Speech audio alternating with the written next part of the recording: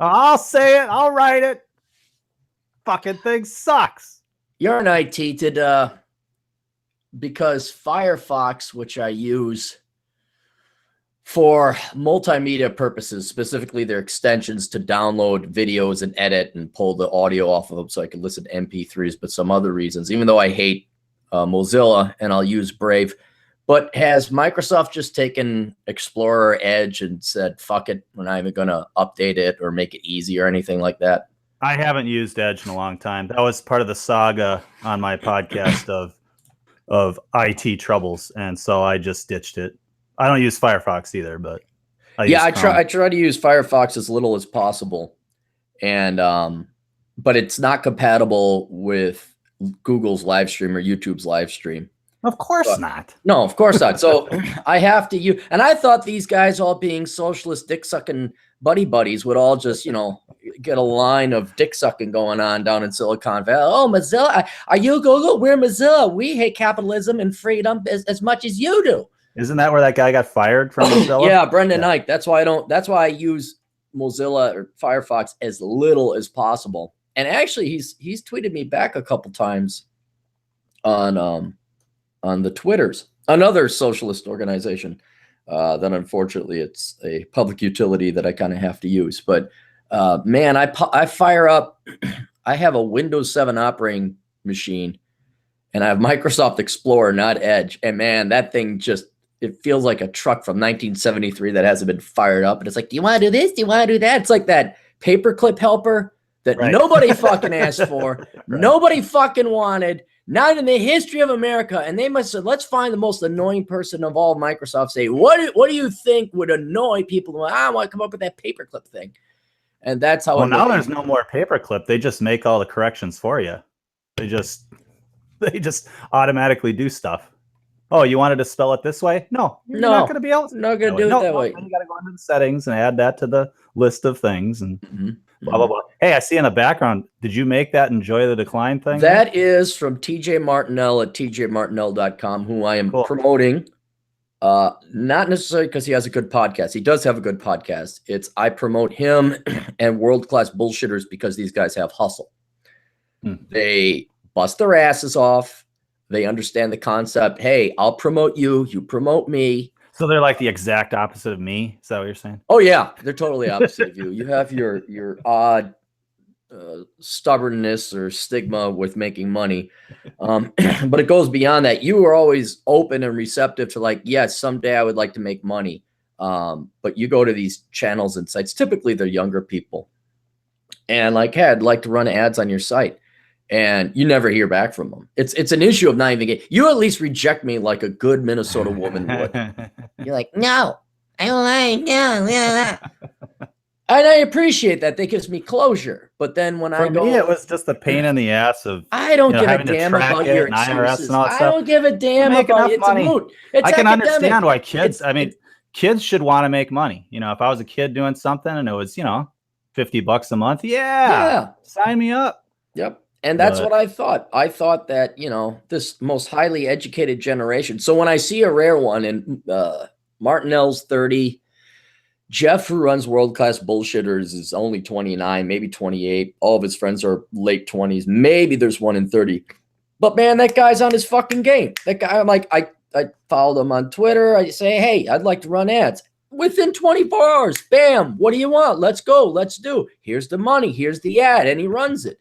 And I'm like, dude, I'll promote. Not only will I promote him because it's a good show, but if you get the likes of a Martinell or a Jeff, I'm like, hell yeah. And then not only that, but like, hey, everybody, if you'd like to advertise, Tom Likas is the same thing. Now, of course, Tom is older than these guys and he's a pro and all that. But Gary Zabransky, you want to run ads on Tom Likas' show? By God, guess what? They want to make money. They'll get back to you. So Gary gets back to you. Terrence Popp, same thing. Terrence Popp is Redonkulous. You ever watch Terrence Popp's channel? I used to back in the early stages of my Red Pill awakening. I'd watch him, and now I'm reading Nietzsche. So, but yeah, Pop, his admin guy or IT guy Blake, he'll get back to you, and you got to go where they're like, yeah, we'll take your money, sure. Well, he puts a lot of effort into his videos. I mean, their quality with the editing and everything. So are you saying mine aren't quality? Are you saying that I did not dress up for this? You saying I put the minimum? I just hit the fucking record. Hey, fuckers! Yeah. Hey, have you ever read? Speaking of philosophers, have you ever read Albert Camus' The Myth of Sisyphus? What do you think? What? Now, hang on. Have you ever read? Let's start there. It's 100% you. He talks about how once you recognize that life is absurd, it's not about quality anymore. It's about quantity. I don't know if it's about quantity. I'll pay a damn good money just to have people go hang out and have good conversation. Yeah, but you're like bam, bam, bam. You're on the go all the time. Bam, bam. I want to do this. I want to do that. I want to fill my life with as much stuff as I can, and that's sort of what he says. But it's quality. See, like writing. That's the point he makes. Yeah, I don't write. Is quality. Well, no, just because he's wrong. If you think that Greek philosopher is wrong, you gotta look. There's writing and motor. Quantity is quality. That's his point. Is that the whole thing shifts. You can choose the quantity that you want. Like, for example, riding to Iowa is not fun on a motorcycle. No, but it's quantity. Now, riding to South Dakota and the West, that's more fun. There's quantity and quality. So it has to be both. You can't just go do shit. That shit has to be interesting. I think he's saying that if on your ride to South Dakota, you stop and look at everything rather than, oh, okay, yeah, seen that. Let's go. Oh, okay, seen that. Let's go. There is a parallel or an interest to that or something germane to it. And that is something that I've learned where I'll go out and you'll see these vistas like you, me, and my buddy Dirty Harry. She calls us the Flatlanders, which I always thought would make a great wrestling, guy. I am the Flatlander. Prepare to be flattened by the Flatlander. And, but us Flatlanders, we've never seen mountains or personally with our eyes. So you go out there, and I've been doing that for almost 15 years now, just adventuring and going out west and seeing it. And at first couple of years, you're amazed. This is all new and novel. And then after a while, like anything else, it gets tiring. It gets boring.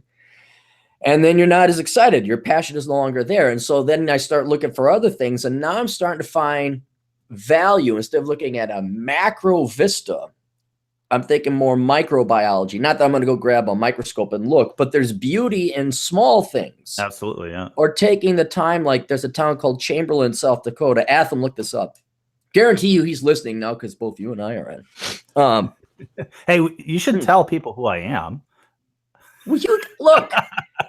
Get the broomstick out of my ass because I'm not going to start sweeping while I'm at it here. Okay, I'll get to you. Just let me. I just woke up. I got my freaking coffee. The coffee's good. The coffee is good. But Chamberlain, South Dakota is just this town on the Missouri River. And there's really not much to the town. Old, maybe 1880s type of town. Bridge goes across the river. That's the main gas station and stuff. But there's a couple. River? Huh? The Missouri River? The Missouri River. Yeah. Is this the town with that big statue outside of it? The big Indian statue or the big lady with the thing?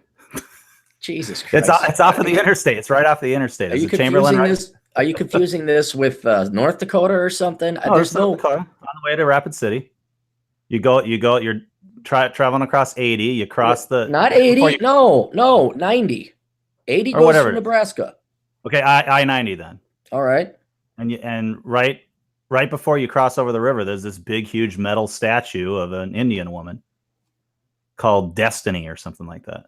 Is it a new interpretive type of? Sort of. I mean, it's a wayside rest, and it's got the Lewis and Clark little museum there. Okay, no, Lewis and Clark is North Dakota. I guarantee you that's in North Dakota. No, I'll send it to you after. It's not. Okay. I just went on this trip. It was through South Dakota. Okay, all right. Well, then it may be removed from the. I don't know. Chamberlain is just the town on the Missouri River where the Missouri River and Interstate 90 intersect. That's it. That's all it is. I've seen it. Yep. There's nothing else to say about this town. All right. So if you want to sit in this town at one of its cafes or restaurants, you can do that. And overlooks the Missouri River. It's very pretty. And I could just sit there, and there's a cafe I go to, and I just sit and look, and you take it in. And it's like, yeah, I've seen the Missouri River 100 times, but have I really sat and looked at that outline of the bay, You know, right. have I looked at that bridge? There's two bridges, the old bridge and the new bridge. Have I looked at the old bridge and noticed its architecture? And so instead of rushing, go, and look at these big vistas and drive up to that mountain, look over the valley. Okay, let's move along, which is all true, and you should do it. Quantity and quality in that regard is true. But then after you get tired, like, okay, there's Glacier National Park again. There's the Grand Canyon again. In the end, it's kind of like, no, I just want to sit here and look at the details that you would not get if you're rushing and zooming by the entire time. Yeah, the water's really cool looking there too. It's really, very blue. That part of the Missouri River, the water's really pretty looking. It's blue almost. Very blue. Yeah, very blue. Very turquoise even. Right, right. And it's, if you've never, like our good buddy Marcus Brown, I remember, I bet you, and I got to ask him, but I can almost bet you $100 that if that is your first trip out west and you've never seen the mountains, that's going to be the first real vista. You'll just stop and pull over and look because you've never seen anything like it. And it's nothing. I remember crossing it in the 8th grade, like, oh my God, this is, oh, look, there's a mountain. You know, here I am thinking across the street, not Kadoka, what is it? Omacoma is the sister city across the river from Chamberlain. And there's like this little hill. And just because it's taller than any hill you'll see in Wisconsin, you think it's like this. I wanted to climb it. Like, no, we got to keep going. I was with some stupid Christian group that, like, you know, we're going to go worship God in Denver, but we're not going to look at the mountains. We got to get to church. Right. No mountaintops for you. Oh, it's funny. Oh, it's so funny. But anyway, so you go, when you come across that intersection, it's just a vista. And I almost guarantee you, anybody who's from the east side of the country, when they get to that, they're like, we got to look at that. But you have no idea what's coming for you in the Black Hills and the Rockies and Wyoming. And so, yeah, but to get to your previous point, there's a switch, and it is quantity, but then there's also quality, and you have to seek it out. And now that I've done a ton of tearing up the country and riding more, I'm starting to run out of pavement. There's very few paved roads I haven't ridden in my motorcycle on out west. And now it's kind of like, okay, I got to find beauty and quality in something else. And now it's the micro. Now looking at something like in details, like looking at a flower bed, which gay as that sounds, there is some beauty in some flower beds. Looking at a waterfall and just letting it flow for a while and smoking a cigar and relaxing. And so that's the. I want to see a picture of you taking a close-up picture of a flower. That would be hilarious. With the big telephoto lens, and you're like setting up the shot. You got to enjoy the little things. The little things. I got a picture of a weed. I ever tell you about the picture? You've been to my place, right? Did you ever go to the bathroom? Did I? Yeah. Okay. Did you notice the nice frame picture of a weed above our toilet? I think so. I think I was confused, and I think I immediately put it out of my mind. There you go. Okay. All right.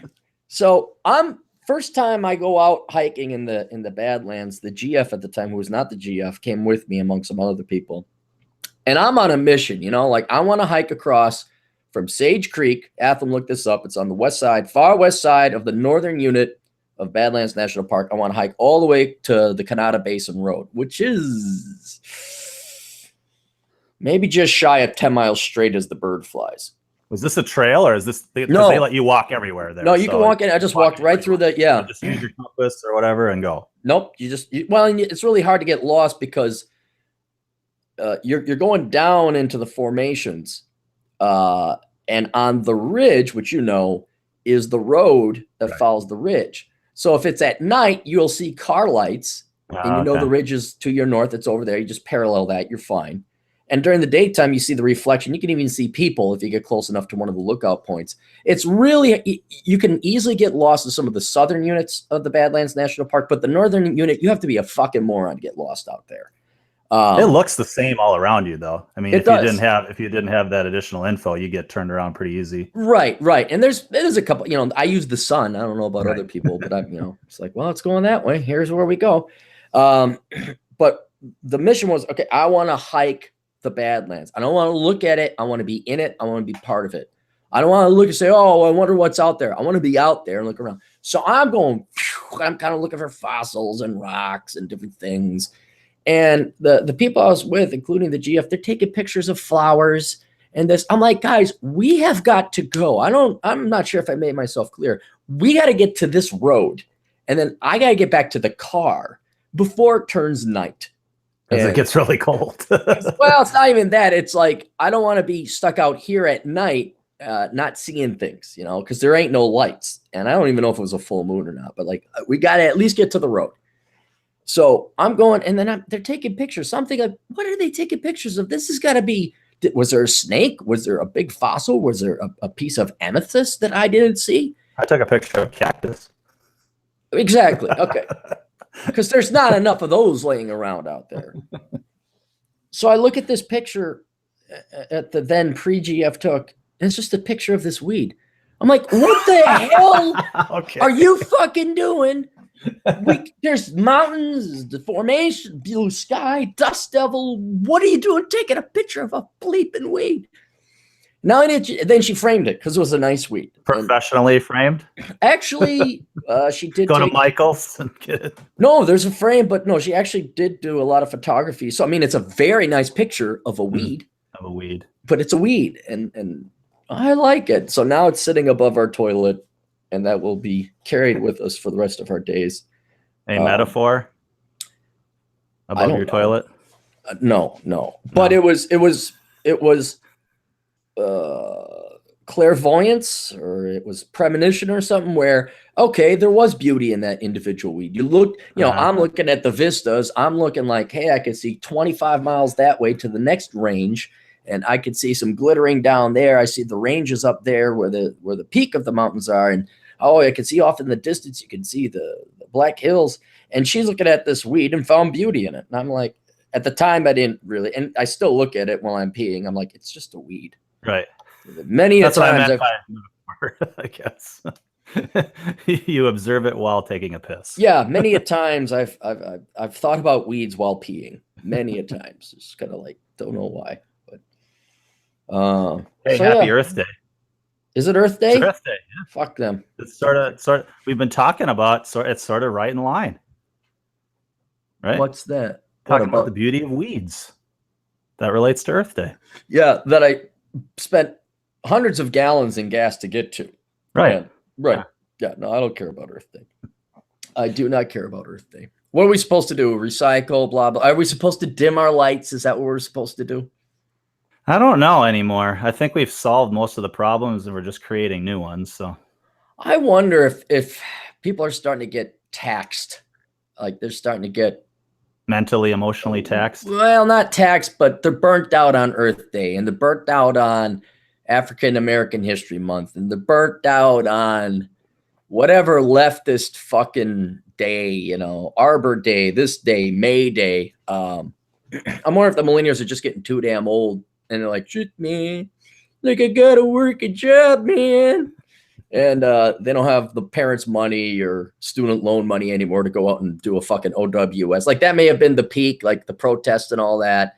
And now 10 years later, people are like, oh, well, that didn't go anywhere.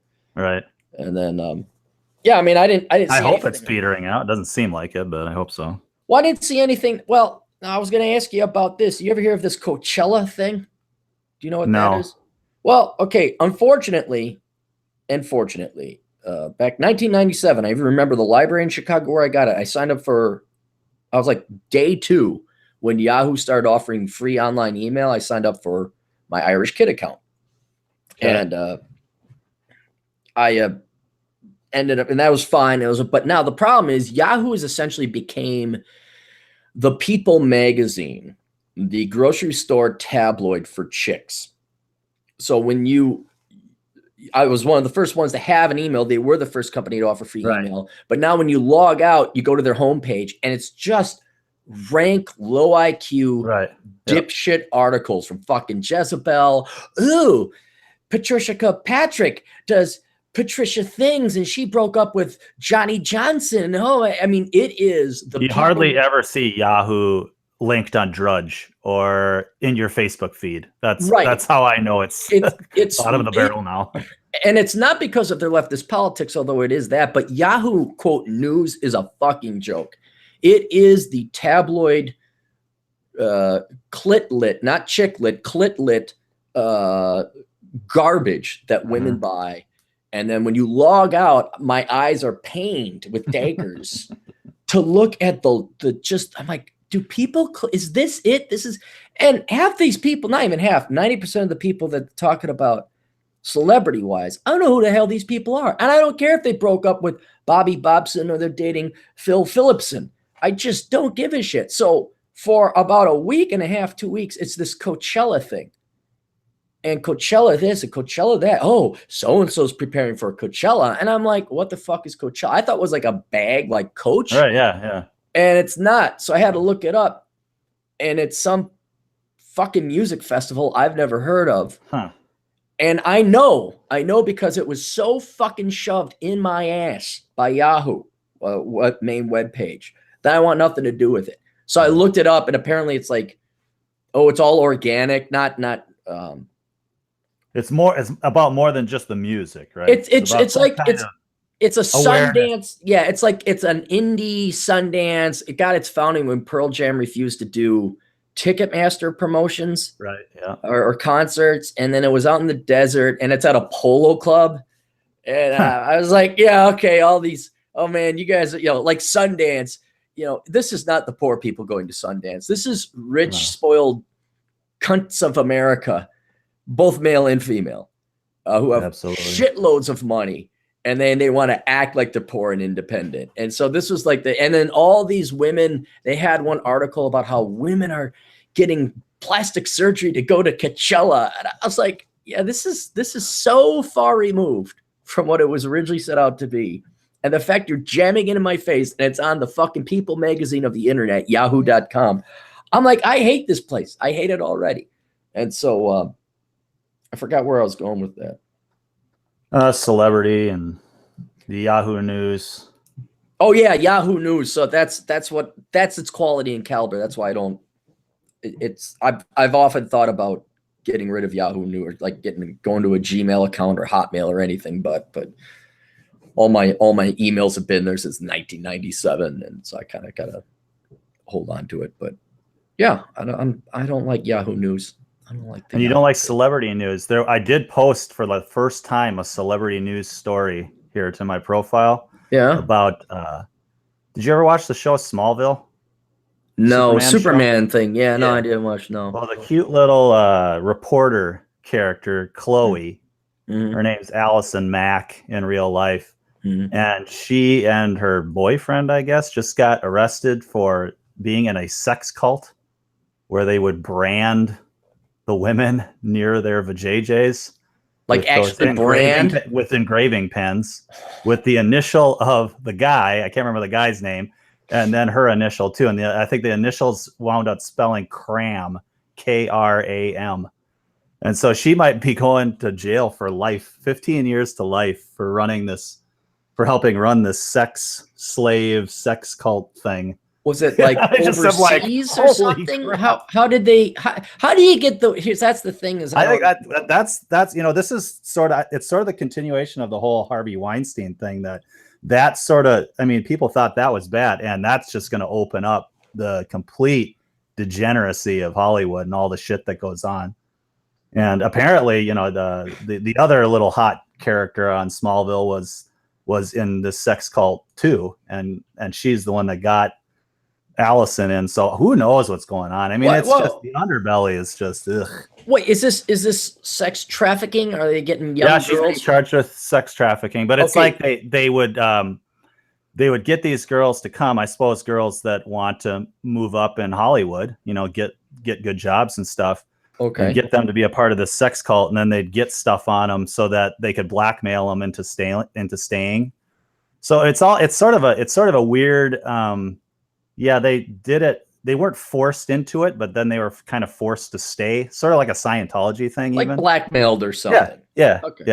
But I mean, this cute little. I mean, Smallville was like a sugary sweet saccharine show, and I'm never going to be able to watch it the same way again. I mean, my daughters love it. They love watching all the old shows that I like, that I've got DVDs for and stuff, and they just love Superman and all that. And it's like, It's like, yeah, we'll tell you later what how she got into trouble. It's, you're not quite ready for that yet. It's like Hogan's Heroes, like it's my favorite TV show of all time. But then you look at how Bob Crane kind of died in his background. You're like, I don't know that story. So. Oh yeah, he was.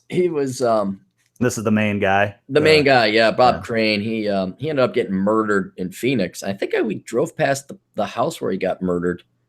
And they even made a movie out of it. What was it? Greg Kinnear starred as him. There was a lot of maybe not sex cult, but he was definitely into the swinging clubs and all that kind of thing. And yeah, it just wasn't good. Well, that's what that Eyes Wide Shut movie is about, which I've never seen. Kubrick made Eyes Wide Shut with Tom Cruise and his wife at the time. You'll watch anything, won't you? Yeah, well, I know. I said you will literally watch anything. I haven't seen it. But the conspiracy theory on that movie is that he was killed because he revealed the whole Hollywood sex cult stuff. Oh, well, I wouldn't doubt it. Obviously it's going on, but I'm trying to figure out. No offense to the actors and actresses of Smallville, but how are they going to promise anyone right access to Hollywood? I mean, you got to be a D-list celebrity actor by now. Like they were big at the time. I mean, this all started in like 2005. This sex cult thing, and Smallville ran until 2011, and it was one of the biggest shows on television. Really? So, okay, so they did have some pull. Yeah. I'm sure. I'm sure for people trying to get their foot in the door. Oh yeah, brand me right next to my vajayjay. God. And she would stand, according to this news article, she would stand above the women while they were being branded, push down on their chest and say, "Feel the pain. Remember your master." And it's like, once you see something like that, you find the nearest exit. I don't even want to know. I mean, I'm reading that and I'm like, I don't want to know this. I don't want to know these things are going on. I think the world sucks enough. I know your average 22-year-old babe who wants to go to Hollywood is not that bright. I understand that. But when does self-respect or just survivalist instincts kick in? Like, you're going to do what to me? Where? No, I'm out of here. And you're gonna. All right. I won't be able to get a bit part in fucking Hollywood Squares. Well, fuck that. That's not worth it. Bye. I mean, when do you?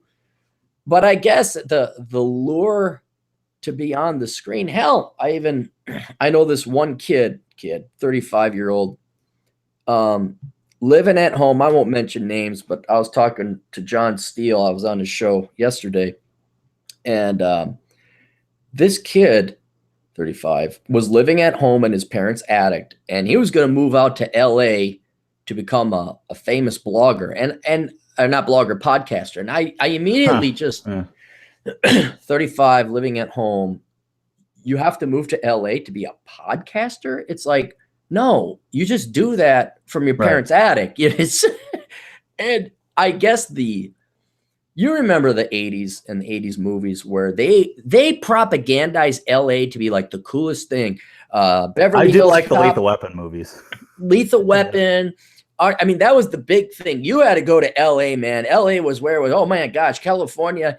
And I guess people still believe it. Like, if you cross that, the magic dirt of LA or the magic dirt of Hollywood, that once you get a bit part or you're in a movie or you direct something, you're going to make millions of dollars and you're set for life. It's like, no, you don't understand. Yeah. Like, so few people actually make money. I know one actress who actually does have a good IMBD. It's like, yeah, you're like up here and then boom, you're gone the next day. Like, like Allison Mack. Like who? Like Allison Mack. I don't even know who that is. Chick. Yeah, exactly. She was there and then gone. Or we even had some local celebrities. Who was the famous guy? It was like from Hastings. There were two. Oh yeah. The guy in Pearl Harbor. Yeah, the guy that was in Pearl Harbor. Yeah, what's happened to him? And then Scott something. He was in American Pie. He was okay. Dukes of Hazzard. The funny guy? The funny guy. Yeah, he was also in Dukes of Hazzard. Where the hell is he? Right. And Jessica Biel is from Minnesota too. She's still in things though, isn't she? Yeah, she's had some staying power for obvious reasons. Yeah, she's got staying power, right. But then for the remaining, literally 99.9% of the actors and actresses, You'll be lucky if you're on a bit show, and then you're gone, and that's it. And then they all want to stay there, and man, you get free labor. All the people in Hollywood, it's almost like akin to major metro. You got to go to the city. You got to go to New York. You got to go to LA. You have to go to San Francisco. You got to be where the action is, where the culture is. And these dipshit 20-somethings will just fork over not only their youth, but all their money to pay for egregious and exorbitant rent. And these people just make buku coin off of these idiot kids because they got to be where they are. I got to be an uptown. Now, when I was trying to get into screenwriting, I was told, yeah, you pretty much got to go to LA to get your foot in the door as a screenwriter. You got to be able to meet with people in person and stuff. And that was like 10, 15 years ago. Yeah, it's almost impossible to break into Hollywood as a screenwriter. They just won't look at your stuff at all. Well, it's the same thing with writing. Is there's no reason to go through the old media. Right. I think you're much easier. You're much better taking all that money, time and effort, creating an independent film on your own, selling it on Netflix. Hell, just put it on YouTube. Yep. And getting the advertising dollars there. There is no, by the time you're done dicking around, quite literally sucking dick in Hollywood, that time, effort, and money, you could launch and bankroll your own film and stand just as, if not a higher chance of making money or gaining notoriety and fame doing it that way. But no, that's how that Juan, who did the Paranormal Activity movie, that's how he got big, is he just did it himself. Yeah. Did a quality, movie. Horror movie, and now he's making Hollywood movies all the time. So right, no, and that's kind of the same thing as if you want to get well, you could see what was his name, Milo.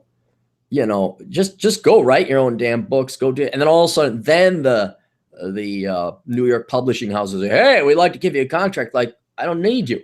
Right, I don't need. I'm already popular enough. Go fuck yourself. Unless you give me like a $3 million signing bonus right up front. Why the fuck would I go with you guys? You're going to give me 5 to 7% maybe, and I could get 60% on Amazon. Go fuck yourself. And, right. There's no real reason to go that. Yeah, way. And those independent movies come across Amazon Prime too. I've got weird movie tastes. Imagine that, Clary. Really? And so I get these weird movies coming across my suggested movie list all the time, and most of them are low budget independent movies. So you can get seen pretty much everywhere. You just need to find the right people to see it. And apparently the algorithms get them in front of me. So good. Yeah, we've been watching this. Whatever that's worth. You ever hear of Bud Spencer and Terrence Hill? No. You ever hear of the movie Trinity and Trinity Still My Name? No, I don't think so. These Not guys, really. It's a treasure trove. I think your kids might like it. You'd have to. Basically, it's two Italian actors who are very fluent in English. Bud Spencer, I don't even know how. He doesn't even sound like he has an accent. But these guys, they're a comedy duo from Italy, probably the most famous ones. And they're most known for Trinity and Trinity Is Still My Name, which was these comedy spaghetti westerns. They're two brothers. They're always at each other's throats, and they go through hijinks. Well, it turns out that's not the only movies. Glorious Carl put me onto these guys. It turns out that's not their only movies. They went on to make at least 20 more movies well into the 80s when we were kids. And some of them they're all low budget. Some of them are pretty schmaltzy and outright bad. But the majority of them are just very lighthearted, clever, funny, witty. Like they didn't rely on special effects. Right. Or they relied on clever guile and genuine humor, and there's just some outright funny, hilarious shit. I mean, you'll get a good 3 or 4 laughs out of each movie, but it's the same script. Their personalities are opposed to one another. They're both good guys. They just don't get along. But then there's an overarching evil. There's the mafia. There's a shakedown. There's a corrupt politician, and somehow. They get screwed over by that guy or that group of guys, and then they decide to go after them. And they're really good fighters. They always fight, really well to take on 20 guys. And yeah, so you watch it. It's very lighthearted, and you know what it costs? Well, it's nothing, probably $0. $0. No cursing, no swearing, no filth, no foul. Just good, wholesome side. Your kids are used to watching gore and violence with Freddy and Jason. So might not be gross and detesting enough grotesque enough to get them excited. Well, here's a tip for any other parents out there is that swearing around your children. I recommend it. I recommend it. Basically, I've cursed. I got a bad mouth. I've cursed around my kids their whole lives. And I'd always say, these are mommy and daddy words, and put it in the kind of terms that they could understand. They don't swear at all. They're not, the words aren't special because they've heard them their whole life. Right. And so you remember when you were a kid, it would be like when you first started swearing, it's like, oh, I'm doing something cool or whatever, all these different words. But they're not special to them at all. And I think the worst that my daughter has ever said when she was really little, something bad happened. She said, chicken Christ. That's the worst. She thought, because she was hearing me saying Jesus Christ, and she thought I was saying chicken Christ. Chicken Christ. Oh, I got a buddy. Blessings onto you from Chicken Christ. Yes. Yeah. I got a buddy. Same thing. He just curses. He says, you're not using these words, this isn't appropriate and blah, blah, blah. And the kid, 4 years old, doesn't swear. Right, exactly. Yeah. No. It's not special. Yeah. No. They've heard it's just like any other word. It's so funny that at our age, we remember, we remember what it was like being kids. And we did not forget the lessons. I don't know what happens. Like maybe once you hit 30, the 30-year-old angel comes from heaven and poing, hits your brain, and you forget all the lessons you learned as a kid. Because I know for a fact that if you want a kid to do something, you tell them they can't do it. And they will immediately go and run do it. And then I'm looking at people raising their kids. We don't do that. Don't do that. You said that on your podcast the other day. And I know somebody personally who disciplines their kids like that. No, we don't do that. We don't do that. That's not right. And then what's the kid do? Kid goes and runs and freaking does it. Why? Because the kid knows he owns the place. He knows he owns the place. You have to yell. Sorry. No. Sorry, leftists who don't have children. You can't tell me how to raise my kids. DT, for crying out loud, yelling takes effort and masculinity. And we know that masculinity is evil. Plus, it takes effort. You'd actually have to spank your kids. You have to make a hard decision. You'd have to you have to play the bad cop. Everybody wants to play the good cop. Everyone wants to play the good cop. And I see the results of the kids now. I'm looking at them. I'm like, no. We just went to the Green Mill last night for dinner. Hadn't been there for a while, and we were seated by what do they call the lady that seats you? That's her job, hostess. Yeah. And my kids said thank you, and she told us, "I've been working here for 6 months, and you are the first kids that have said thank you." I'm just like, and so she was doing that as a compliment to us as parents. And and a compliment to our kids, and I'm like, this doesn't say much very good about society, though. Oh no, no, you have no idea. Freaking time you've heard it. No, I'm starting to run into nieces and nephews, and I used to let it bother me. Now I just don't show up at events. Like if I know there's going to be a certain, is that one going to be there? Is that one going to be? No, my life is too short, because then the children own the parents, and I've seen it. I have seen it, and then it becomes entertaining. Like I'll go in to watch the shit show because the parents are too damn lazy to raise their kids or discipline their kids, and just to see how the kids own the parents. Like kids are running around. I'm not joking. I saw one time, and it had to last at least 15 minutes. I was just watching it where the parents had to tell the kids to stop running quite literally about 50 times in this 15 minutes. Right. And the kids did, because no one's going to spank the kids. No one's going to discipline them or get in the way. And I ended up leaving because I was like, okay, I've had enough of the fun. But then we had a table, just 2 tables over last night at the Green Mill, where the boy was throwing a temper tantrum. And there's a part of me that goes, that gets upset about that. But then I hold out the vague, or not the vague, but the slim chance that there might be actually something wrong with the kid. No. So I give them enough of the benefit of the doubt, but it's probably more than likely the kid's just a brat. Yeah. And again, trying to look on the silver lining of things, when I see that happen, I may get annoyed. I'll just remove myself from the situation, or like, hey, I'll get my stuff to go or whatever. But then I realize the parents are in for 18 years of hell. The parents are in. I think you may know my buddy that we have in common. She has a daughter now who is straight aces, straight laces. And it started where she spanked her kid once. I think at 2.5 and 3. That's all you need to do. Yep. That's all you need to do. And for what does it take to spank? Maybe a calorie of energy. Maybe.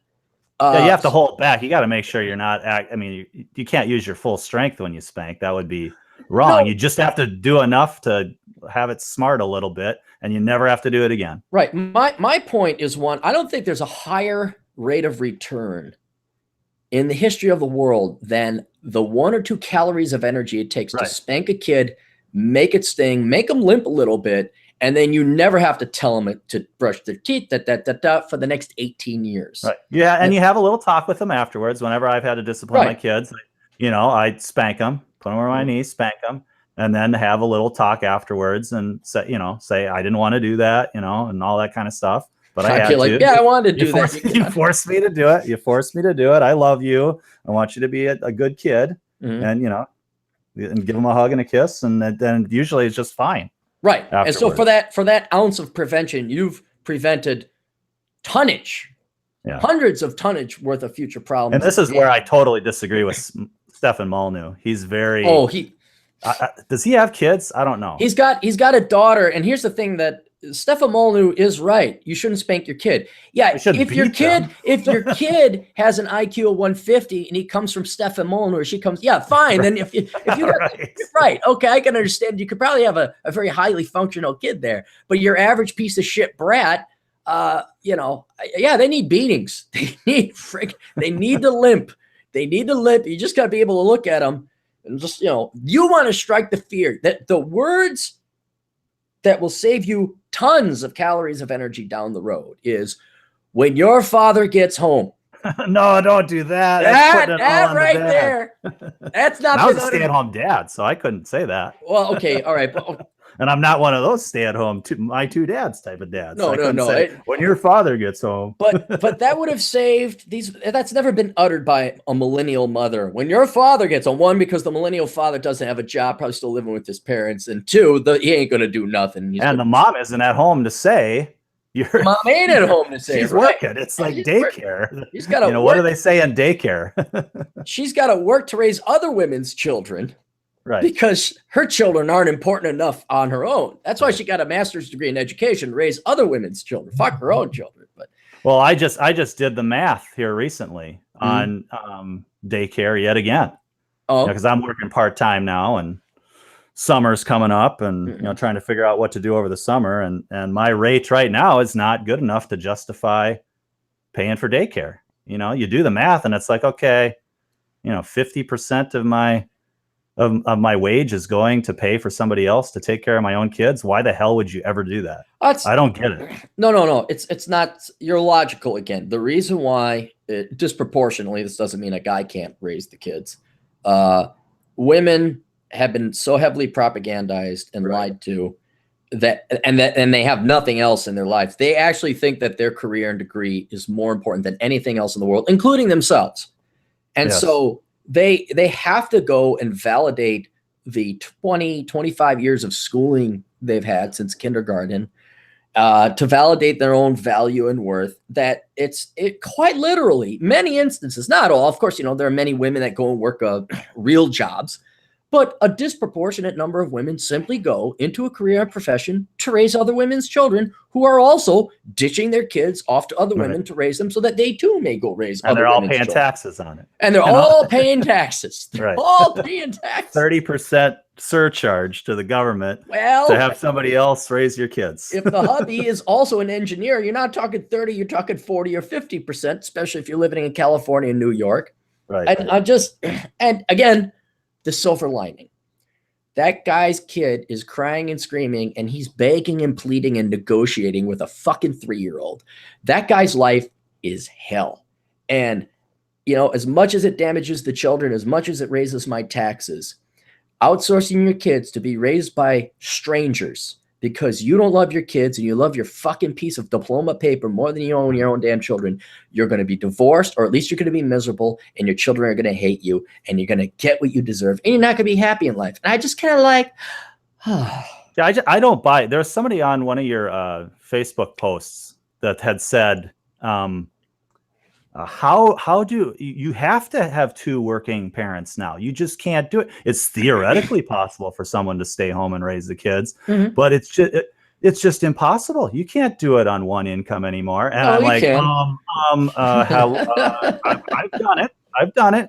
It's about setting priorities. It's about staying in your starter home, and it's about being an adult. It's as simple as that. And people instead think that, taking, expensive vacations or whatever. SUVs. I mean, they're spending all kinds of money on things they don't need, and having someone else, raise their kids. It doesn't make any sense to me at all. And guys, I mean, the reason why I stay at home, it's like, when in Rome, do as the Romans do. I mean, if this society is geared towards promoting women, and women are going to be doing better in the workforce, fuck pride. Just stay home and and take care of your kids. I get a hilarious kick out of how they are naive, truly naive, young and ignorant women, and maybe not so young, where they're like, you're just intimidated by a powerful, successful woman. You're intimidated by a woman that makes a lot of money or makes more money than you. I'm like, fuck no.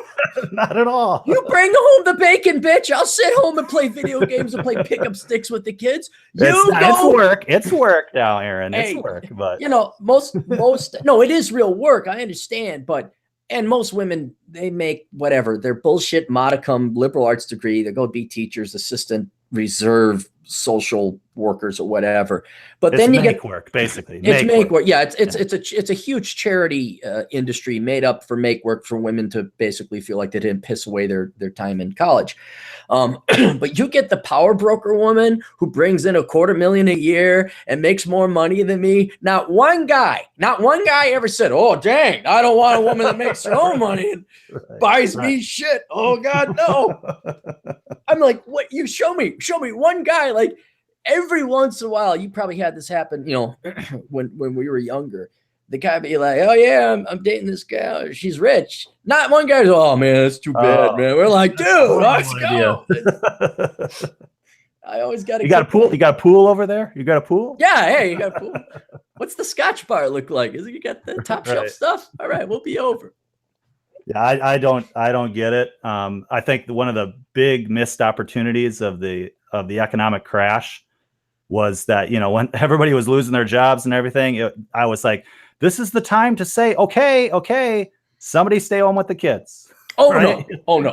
And automatically employment would be at 100%, and wages would rise because you'd have half the workforce gone.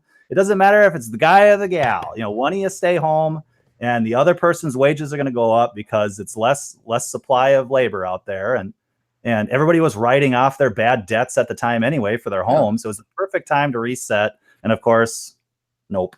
And we're right back at it again. Nope. They were too thoroughly. I will tip my hat, evil as the left is. They did an outstanding job of brainwashing, indoctrinating, particularly women, but people in general, that you have to have all this shit. Not only do women have to have careers and their education, and I'm for women. Yeah, by all means, please go major in engineering, STEM, whatever you want to do. I'm absolutely for that. But it was the reprioritization that they successfully brainwashed men and women. Like, your children don't matter.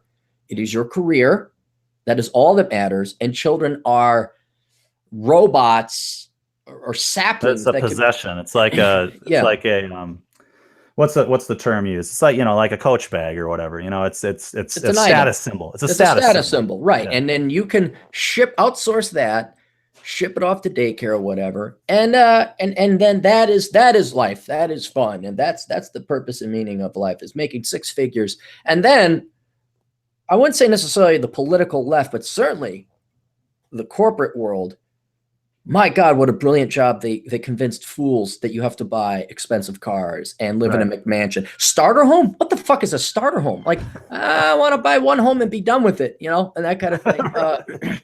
A starter home's DT's bunker. That's that. Yeah. I officially live in a starter home, and I've lived in it for 15 years. Yeah. And it's paid off, and then, and like, it's mine. Yeah. 7% sales commission every time I get a new home. Go fuck yourself. Yeah. I just. It's crazy how it is. People get roped into becoming slaves, basically. Mm-hmm. you know, you can get out of it. It just takes, you got to be able to say no. That's the most important word. And it just takes setting priorities, and it's difficult. I mean, this society really is relentless in trying to tell you all the things that you need. Mm-hmm. And the brainwashing works. It definitely does. Oh, it does. Yeah.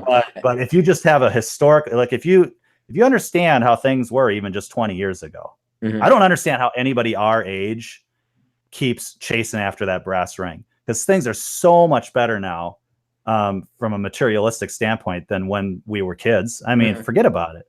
Being able to just turn on Netflix and watch whatever the hell you want. Yeah, you don't have to buy VHS tapes, you know, and rewind them before you return them. Right. The rewinding machine, the little machine that would save your VCR. Yeah. You don't want to wear out the motor on your VCR rewinding the tapes. So you had a rewinding machine. I mean, things are so much better now. I mean, the beer is better. Everything's better and cheap. Clothes are better and cheap. Remember when like cheap clothes were actually crap? Yeah. They were crap. Yeah. They're not anymore. They're just as well made generally as the good stuff.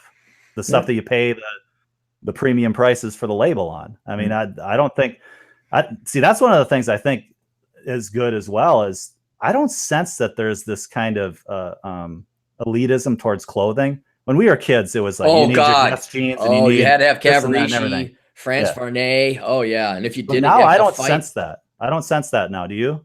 I don't even sense it with my because kids, so. I think what the left has successfully done is replaced excellence, even though it was a fake excellence through brand name and all that, and they've replaced it with inferiority.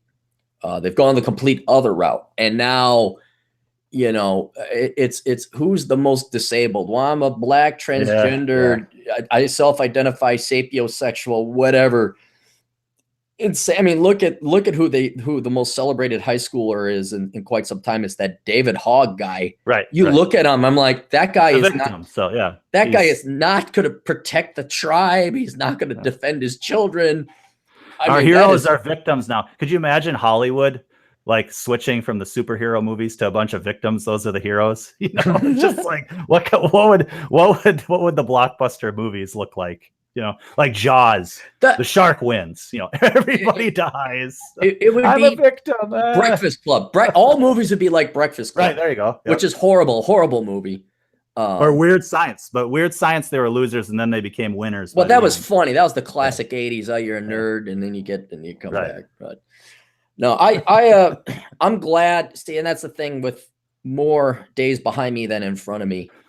I am very happy to see this destruction on the people who claim to know everything during our entire lives, and they were celebrated and championed, and they knew better, and they mocked and tissed us, and they just swallowed it whole. These lemmings, they just swallowed it whole, and now it's, hey, wouldn't it be nice if a father and mother, one of them stayed home to raise their kids and better this? The only real victim is going to be the kids, right? But in the meantime, and those kids are going to grow up to be leftist pieces of shit anyway. So I can't really feel everybody else. Yeah, I can't really feel bad about them. But I am happy, being the misanthrope that I am, watching the parents of today just suffer because they arrogantly swallowed whole and lectured and sermonized us about how they were going to do things and they knew better and that we were bad and we just didn't know what we were doing. And now it's like, okay, you won. You got what you wished for. And I just sit here and watch. Have you ever watched Millennial Parents? Yeah, I see it all the time. Yeah. This is why I excuse myself. I'm not going to that part. No. But they act like Millennial Parents act like no one else has had a kid before. It's like I don't know. It's like this attitude somehow that it's like no one else has ever had to deal with a screaming child or had to, juggle a schedule to try to, get the baby into the car to go here for Thanksgiving or Christmas or whatever. It's like all of us Gen Xers have been through that and we made it work. And now that millennials are doing it, it's like no one's ever done it before. And their situation is completely unique. And you've got to understand why they're late or why they're not there or whatever. And I just find it they're such a navel gazing generation that they think that all of their experiences are new, or what they think is new, or what they're going through is new, or something like that. I don't. That's giving them special their whole lives. I don't know. It's weird. No. I think what it is they want to feel good about themselves, and they want to think that they know more than the 2 million years of human evolution. And so, oh man, if I had a nickel for every time, I read this on a website. Right. Why don't you talk to your fucking mom and ask her what she thinks? She might have raised some people. I don't know if you're aware of that. She has experience in that. Oh, well, I saw this on this, Dr. Spock or so-and-so wrote this on that other website. It's like, why don't you ask your dad?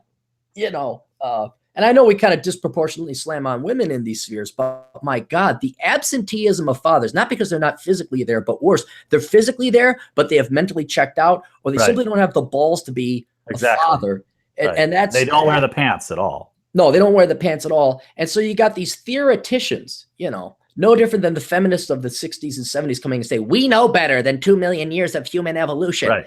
And it's we're going to do better. We're going to do better. I'm like, perfect in this and do it exactly how it should have been done forever. And you might get angry when they're doing this to your face, but all you got to do is step back and wait. Yeah. And I almost guarantee you the fate of the millennial parents who threw away wisdom and guidance and advice from their parents, it's going to be the same outcome as 1960s feminists. Have you seen these gals? Have you seen? No, 60s feminists. Oh, right. Gloria Steinem. Now, a lot of them are dead, but they are a miserable lot. I mean, I think Gloria Steinem married some rich guy, some alpha rich guy. Oh, well, one of them managed to say, well, I actually like a strong man. Oh, okay. Well, take your average women's studies professor who is now in her 50s or 60s. Do you see happiness? Do you see success? Do you see contentment? It's just a bitter old ugly woman that pissed away her life, and it's over for them. And I look, at the millennials now raising kids, and it's kind of like, yeah, you know what? This is not going to turn out well. This is not going to, and I would have felt bad for you if there was some respect or some logic or some honoring time-tested wisdom.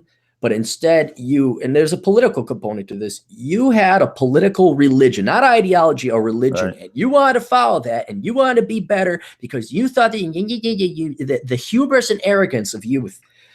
Well, that's fine if I'm going to go off this jump with my BMX bike that's a little bit larger than I should. I'm okay, maybe you get a broken leg and you learn. But when you make decisions like having kids and you're not going to rate, they got a baby Bjorn on that BMX bike jumping over the hill. Way bigger consequences. And I just said, no, I just like running around. It was almost like sacrificed their kids on the altar of their religion. And it just, if there's one, I'm a misanthrope too, but I'm not a misanthrope towards kids. I think in the rare exceptions, there are kids that are born bad. But I think that's very rare. I think, there might be something wrong chemically in their brain. Mentally, genuinely, yes. Yeah. But kids are not born bad. This whole idea of original sin and all that kind of shit. No, they're not. Like we said, you got to spank them once. Right. They're just testing boundaries. That's all they're doing. Like any human would. They test to see what they can get away with. They're not born bad. There's no stain of original sin. There's nothing like that. And even Jesus said something about the kids. Do not suffer the little children or something like that. It's better to kill yourself basically than to ruin a kid. That's what Jesus said. He said millstone around your neck and toss yourself into the ocean or whatever the hell he said, than to abuse a kid. And this society just is totally sacrificing children on this altar that they created themselves, and it's maddening to me. The most extreme example is the occasional kid we're not going to feed our kid protein because they love their veganism more than they do their own. I've got one of those in my family. Yeah, and I just look at the poor kid, and it's just like he's a skeleton. Mm-hmm. He's got no testosterone, right? Because he's literally someone raised on soy. Mm-hmm. I mean, from a very early age. And it's just sad, and that is child abuse as far as I'm concerned. It's almost better if the kid were to die. It's like, okay, at least you didn't grow up under this complete mental hellhole of parents who love their ideology and their laziness more than they do their own damn kids. But hopefully, when they get out of the house, they're able to eat some bacon. have some steak, it's not just, and get out of it. I wish it was that simple. Like, oh, just go eat some bacon. Now he's a normal, regular guy, and he's boxing in a weight class. It's a start anyway.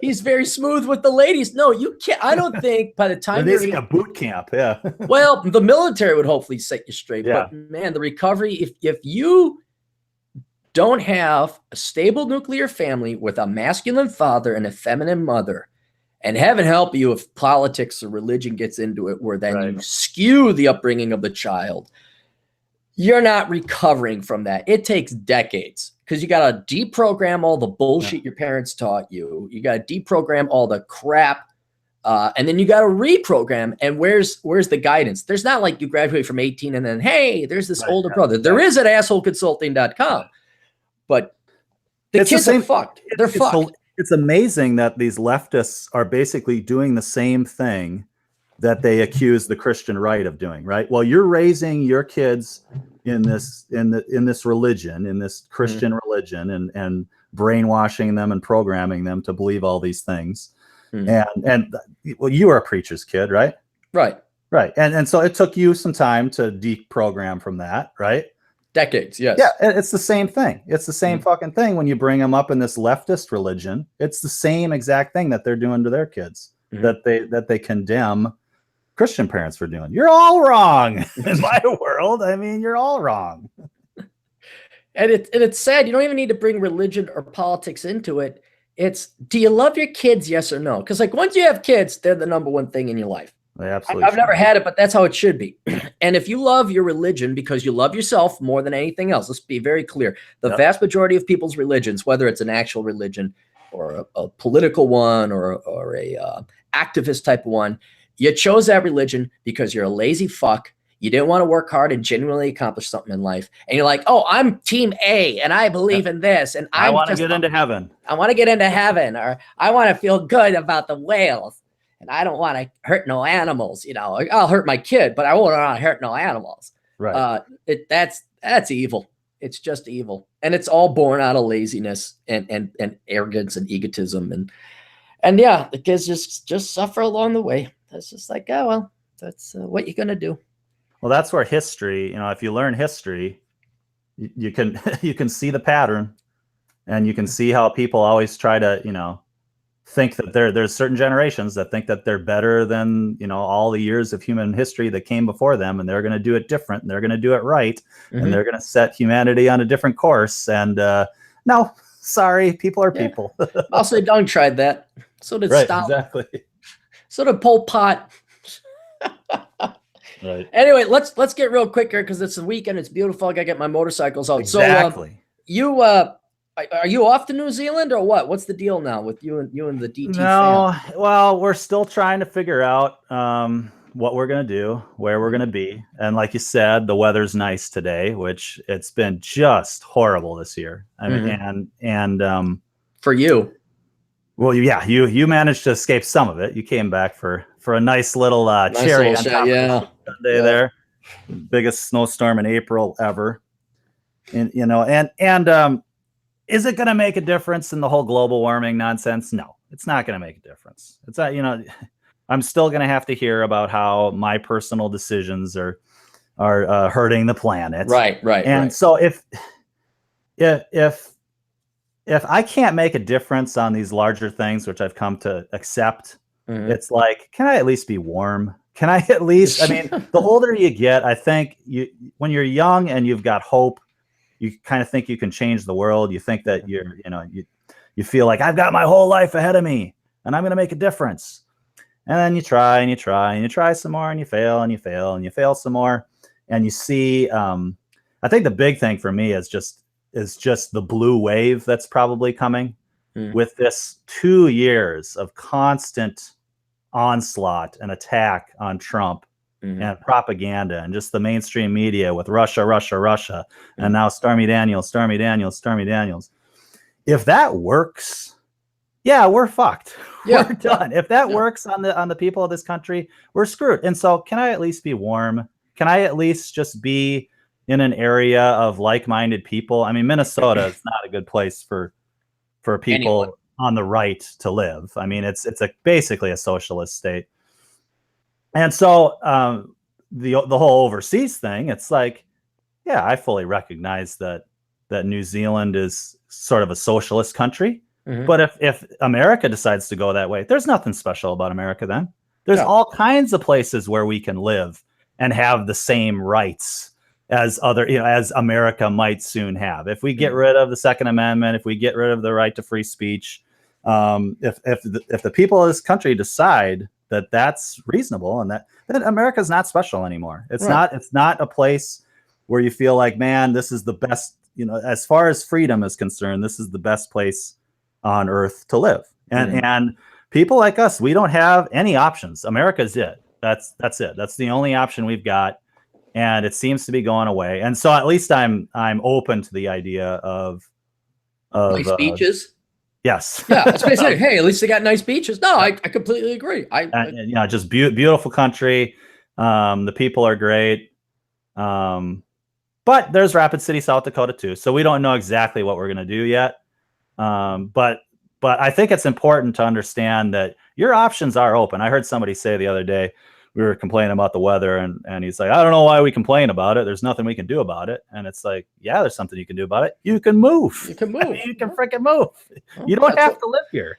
That's why I spent winter down in Vegas. I'm like, no, I'm sick and tired of like when you walk out and you're just bracing for that biting cold and you got to run to your car and get into it. And Vegas, like a couple times I found myself like, and I open up the door. I'm like, oh, I got to take off my sweatshirt. It's too hot out here. And it's just, yeah, no. So you guys are just keeping your options open depending on how Mrs. DT does with the career and all that. Okay. Another option is, and see, when you own your house outright, there's all kinds of options. Your options are unlimited. I would also consider, working 6 months a year and not working the remainder of the year. Maybe we work up here during the nice, summer, fall months, and then move someplace else down south or wherever. Yeah. Show off the water main and do like what the snowbirds do, except, we're in the prime of our life, basically. So why wait to do that kind of stuff? I mean, it's just, if you can get yourself into a situation where you can call your own shots, you've got the freedom to make these decisions. And even if we decide to basically sell everything we own and get the hell out of here, that might work for a while, and then you just come back. I mean, it's just, if you've got your shit together, you can take those kind of quote risks. I mean, if you're not tied down by a mortgage, if you're not tied down by debt or whatever, you can make those decisions for yourself and for your family. And but DT, every Minnesota person I hear like, but then our children will miss their friends and we'll have to take them out of this. They make it seem like you're going to keep your friends in the third grade forever. Like this is that was the other thing. Like, well, they're going to school. They got a really nice school there. And I'm like, fuck school. All school sucks. I don't know anyone. I don't keep in contact with anyone from high school, let alone the fifth grade. Right. And that has come up in this decision. I mean, my kids, this is the only home they've ever known, and they've got friends and everything. But the reality is, if you move into the city, one city over, 2 cities over, it's for your kids. It's basically the same as moving to New Zealand. It's the same thing. Yeah, no, you're going to a different school. They're going to make different friends. It's a whole different environment. Even though it's only 20 miles away in one instance and thousands of miles away in another. Right. It's basically the same on them. And so, I mean, if that's the reasoning behind it, you can't move at all. You got no options. Basically, where you decide to start having your family, you're stuck there. Yeah. So, and I don't think if that was the reality of the decision, I don't think anybody would have kids. They wouldn't, if you have kids, you've got to stay in this spot forever. I don't think, people would go, well, I don't want to do that. I don't want to be tied down like that. That's effectively what they do anyway. I mean, it basically, the overall arching theme of this is how kids control their parents and not vice versa in our conversation. But that's another thing, like you're going to let your kid ruin your life because you can't discipline them. And you're also not going to the school, I've never seen that I've never understood it where, oh, we have to stay in this school district, even though they're jacking up the property taxes on us. And then the other thing is, the personal chauffeur where they're shipping their kids to this thing and that activity. I'm just like, no, like I'd be like, school is for education. And it doesn't matter where, it's a commodity. It's fungible. We're going to go here now because it's better for the family. And by God, you're going to do what I fucking tell you because I'm your father. And you know, it's interesting how I think when you get to a certain age, it's then the parents that control. Like our family is here, right? And with this winter, and you know, it's like, why did you stay here? If now I have to stay here to be close to family, you should have done me a favor a long time ago and got the hell out of here. What were you thinking? You know? And it's sort of like it's breaking the chain. It's stopping the cycle, you know, the cycle of suffering. Basically in Minnesota, if you don't like to ski or snowmobile or ice fish, and some of those things I like to do, but it's not like my life's passion. I'm sort of like you. I like to go hiking and things like that. Mm-hmm. If you're not into those things, there is no reason to be here. Half of your year is winter. Half of it is staying inside. And then in the summer, there's probably at least a month where you're stuck inside in the summer because we get really hot summers too. Yeah. And you just don't have, when you do the math, like I keep saying, when you do the math, the percentage of your life where you're actually enjoying being outside, you're enjoying the weather, is so small in Minnesota. It's infinitely small. And I feel like, you know, if Minnesota's the way it is politically, and this country's kind of going the way that it is politically, can I at least be warm and be around people that think like me? And so that's, you know, it'd be great if I could be around people that think like me. And but that's not going to happen. Well, there's some places in America left, but there's no beautiful places. It seems like there's no like astonishingly beautiful places like California that have great weather. You know, it's like all the great weather places are just infected with leftists. Mm-hmm. So, but I mean, if America becomes that, then all those places become feasible, I guess. I mean, if wherever you go, you're going to be around people that aren't like you, you might as well be warm. Might as well be warm and hated. No, it's kind of like I've always said, living in Minnesota is like dating a fat chick with attitude. It's like, you're ugly, you're hideous, but you think you're hot. So fuck off. And we've got a high quality of life up here, Aaron. We got the highest quality. We got good schools. I'm willing to pay high taxes for my quality of life. And we have low crime. You know, it's good Norwegian values. You got good community. It's like, shut the fuck up. I think Minneapolis is one of the worst cities now for crime. For violent crime. No, Minneapolis. No, it's I don't know where you heard it. I guarantee it's not because they have the winter effect where you can lay off half the cops because no one commits crime. No, I'm being deadly serious. Chicago, Atlanta, Baltimore, Minneapolis doesn't.